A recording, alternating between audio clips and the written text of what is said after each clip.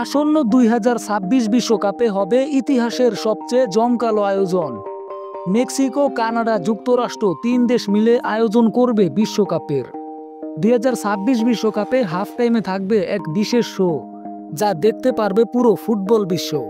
থাকবে মার্সেডিজ বেঞ্জের একটি স্টেডিয়াম, যা অন্যান্য স্টেডিয়ামের চেয়ে আলাদা। ইতিমধ্যে ফিফা প্রকাশ করেছে বিশ্বকাপের মাস্কট। গত বৃহস্পতিবার ফিফার ওয়েবসাইটে প্রকাশিত 3টি মাস্কট যৌথভাবে আয়োজক 3 দেশের প্রতিনিধিত্ব করবে।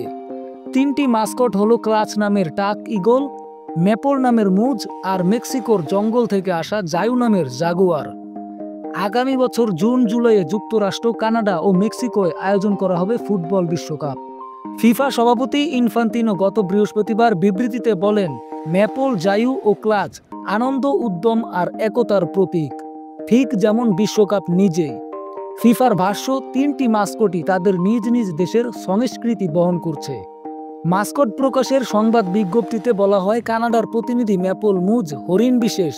সে কানাডার সব প্রদেশ ও অঞ্চল ঘুরে মানুষের সঙ্গে মিশে দেশটির সমৃদ্ধ সংস্কৃতি তুলে ধরছে।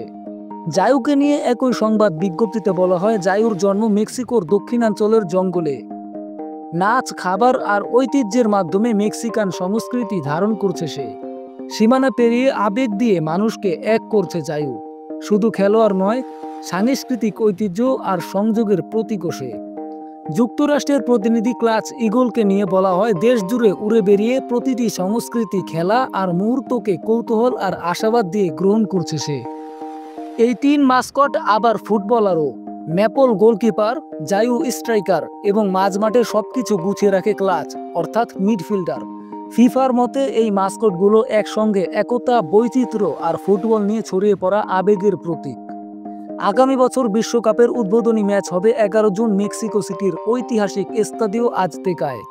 ফাইনাল হবে 19 জুলাই নিউ ইয়র্কের কাছাকাছি নিউ জার্সির মেটলাইফ স্টেডিয়ামে। প্রথমবারের মতো বিশ্বকাপ ফাইনালে থাকবে হাফ টাইম শো। 32 দলের ফরম্যাট থেকে বের হয়ে এবারই প্রথম বিশ্বকাপে 48টি দল অংশ নেবে। মোট 104টি ম্যাচ হবে এবার।